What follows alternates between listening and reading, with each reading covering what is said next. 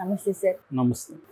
రఘురామ కృష్ణ గారు కాబోయే స్పీకర్ అని ప్రజలు అంటున్నారని ఆయనే అనౌన్స్ చేయడం జరిగింది. ఎంతవరకు నిజం, ఎంతవరకు అబద్ధం సార్? అంటే ఇక్కడ నిజము అబద్ధం అని కాకుండా రఘురామకృష్ణరాజు నిన్న తాడేపల్లిగూడెంలో దిగాడు.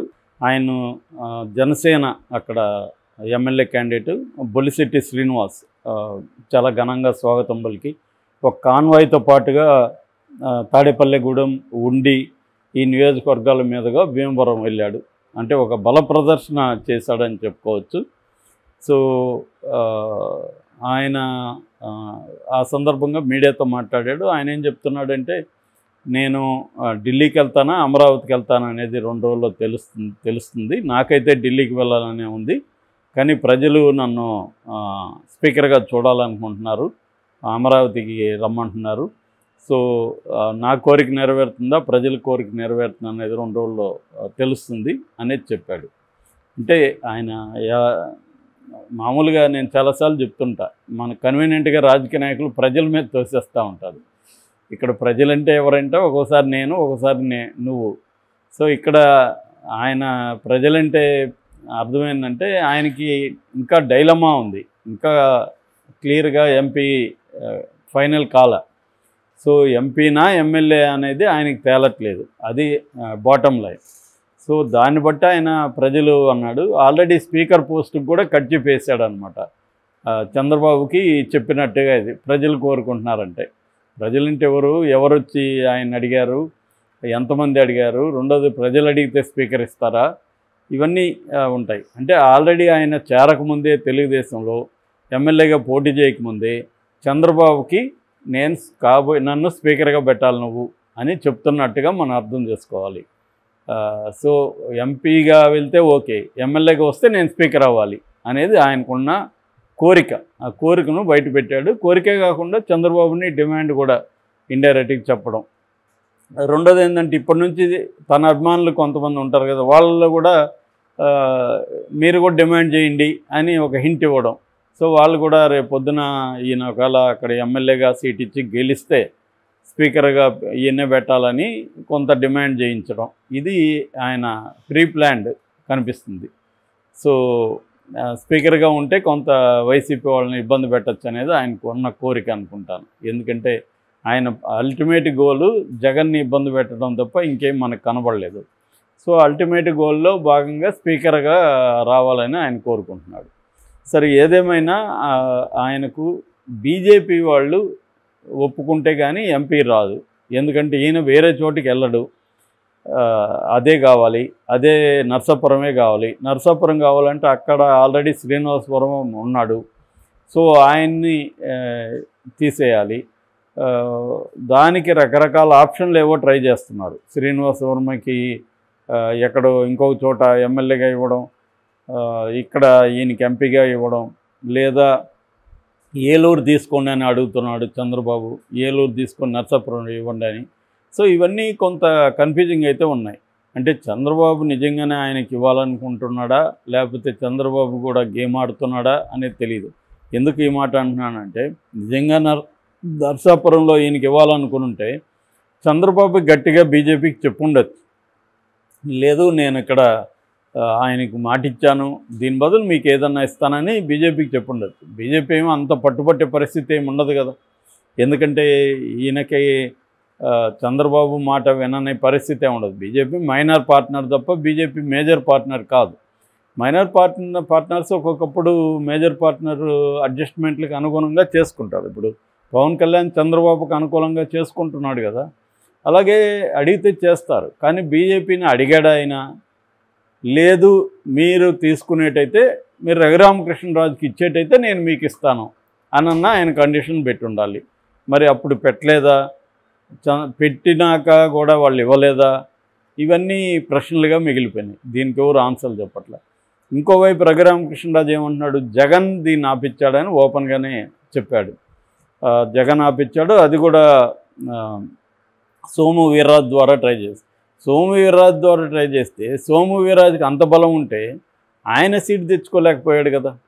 సోము వీర్రాజుకి బలం ఉంటే ఆయన సీట్ తెచ్చుకునేవాడు కదా. ట్రై చేశాడు కానీ ఆయన సీట్ రాలేదు. అంటే ఆయన తన సీటుకే బలం లేకుండా ఇంకొకరిని ఎలా ఆపగలడనే ఆ ప్రశ్న వస్తుంది. రెండోది బీజేపీ జగన్ మాట ఇప్పటికి కూడా వింటుందా అన్న ఇంకొక ప్రశ్న వస్తుంది.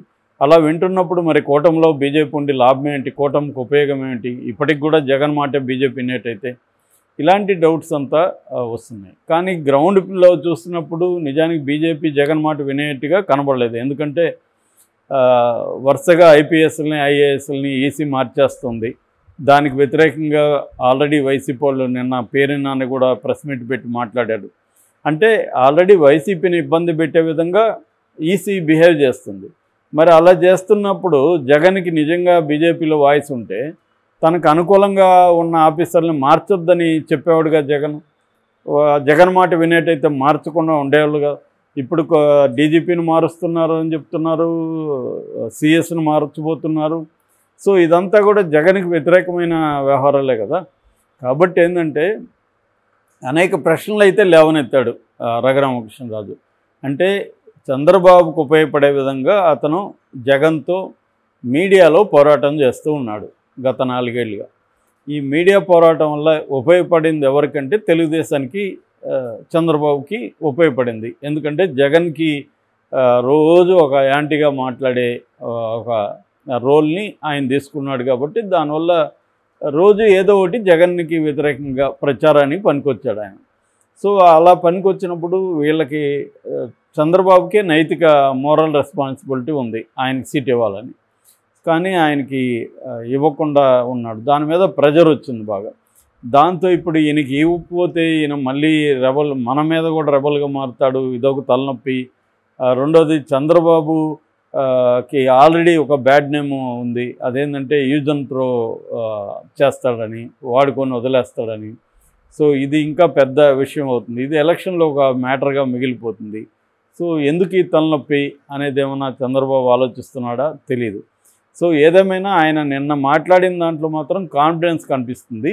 ఈ రెండిట్లో తప్ప రాదనేది ఏమీ ఆయనకి డౌట్ లేదు. ఖచ్చితంగా నేను కూటమి తరపున నిలబడతాను, అది ఎమ్మెల్యేగానా ఎంపీగానా అనేది మాత్రం చెప్తున్నాడు. ఎమ్మెల్యేగా అయితే మాత్రం ఉండి అంటున్నారు. ఆల్రెడీ నిన్న నేను చెప్పాను, అక్కడ ఆల్రెడీ 2 రాజులు ఉన్నారు. ఈయన 3వ రాజు, శివరామరాజు, రామరాజు, రఘురామరాజు. సో ఈ ముగ్గురు మధ్య ఎలా సయ్యద్దు ఉంటుంది అనేది కూడా అక్కడ ఆసక్తికరమైన ఇది ఉంటుంది. ఏదేమైనా రఘురామకృష్ణరాజు అయితే అవుట్డేట్ అయిపోడు, ఖచ్చితంగా లైవ్లోనే ఉంటాడు అనేది ఈ రోజు వరకు ఉంది. మరి రేపేం జరుగుతుందో తెలియదు. ఎందుకంటే ఇంకా 40 రోజులు ఉంది కాబట్టి ఏమైనా జరగచ్చు. ఆయనైతే ఇప్పటికి కూడా లైమ్ లైట్లో ఉన్నాను, నేను ఎలక్షన్లో ఖచ్చితంగా కూటమి నుంచి పోటీ చేస్తాను, పార్లమెంట్కి వెళ్ళాలని నా కోరిక అంటున్నాడు. మేబీ రేపు పార్లమెంట్కి వెళ్తే ఆయన అక్కడ ఏదన్నా స్టేట్ మినిస్టర్ కూడా ట్రై చేసే అవకాశం ఉంది. ఎందుకంటే తెలుగుదేశం కూటమి కాబట్టి, కూటమి తరపున ఆయన గెలిచాడు అనుకోండి, అప్పుడు ఆయన కేంద్ర మంత్రిగా కూడా ఆయన ట్రై చేయొచ్చు, ఆ ఛాన్స్ ఉంది. లేదా కేంద్రంలో ఇంకేదన్నా పదవులు కూడా తీసుకోవచ్చు. తెలుగుదేశానికి ఎట్లాగో కొన్ని పదవులు వాళ్ళు ఆఫర్ చేస్తారు, దాని కోటాలో కూడా ఆయన వెళ్ళే అవకాశం ఉంది. లేదనుకుంటే ఆయనకి ఇక్కడ ఆల్రెడీ ఆయన కట్ చెప్పేశాడు స్పీకర్ పోస్టు, స్పీకర్గా ఏమన్నా ఇస్తే ఇస్తారు. లేదా కొంతమంది అభిమానులు ఈయన్ని హోమ్ మినిస్టర్ చేసి జగన్ అంత చూడాలి అన్న ఒక కోరికను కూడా కోరుతున్నారు. సో అదేమన్నా జరుగుతుందా అనేది కూడా చూడాలి. ఏదేమైనా ఇంకొక వెర్షన్ ఏంటంటే, అసలు రఘురామకృష్ణరాజును అసెంబ్లీకి తీసుకురావడం లోకేష్కి ఇష్టం లేదు, ఈయన్ని కంట్రోల్ చేయడం కష్టం అవుతుంది. ఈయన ఎందుకంటే సొంత పార్టీని తీవ్రంగా విమర్శిస్తూ ఉన్న వ్యక్తి, రేపు మన పార్టీలో కూడా ఇలా చేయడు గ్యారంటీ ఏం లేదు. ఆయనకి నచ్చిన విషయాల్ని మనం చేయకపోతే ఆయన ఇది చేస్తాడు. ఎందుకంటే జగన్ ఇప్పటి వరకు అతనికి ఏమి హాని చేశాడో చెప్పలేదు మనకి. జగన్ వల్ల అతనికి ఏం నష్టం జరిగిందో ఎవరికి తెలియదు. ఎందుకు ఆయన యాంటీగా, వైసీపీకి యాంటీగా ఎందుకు మారాడో కూడా తెలియదు.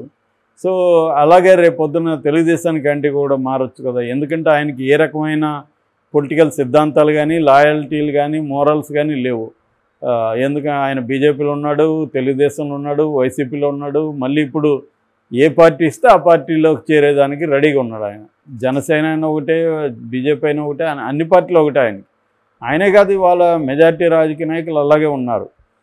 వాళ్ళకి ఏ పార్టీకి కూడా ఇవాళ సిద్ధాంతం లేదు. చాలామంది బీజేపీకి ఏదో సిద్ధాంత బేస్డ్ పార్టీ అంటారు, కానీ పాలిటిక్స్కి ఎలక్ట్రల్ పాలిటిక్స్కి వచ్చేసరికి బీజేపీకి కూడా ఏ రకమైన సిద్ధాంతాలు లేవు. ఎవరినైనా గెలుస్తారంటే తీసుకుంటారు, ఎవరినైనా వద్దనుకుంటే పక్కన పడేస్తారు. సో ఆ యాంగిల్లో తీసుకున్నప్పుడు ఈయన కూడా ఈ కాలపు రాజకీయ టిపికల్ ఒక పొలిటీషియన్గా చెప్పుకోవచ్చు.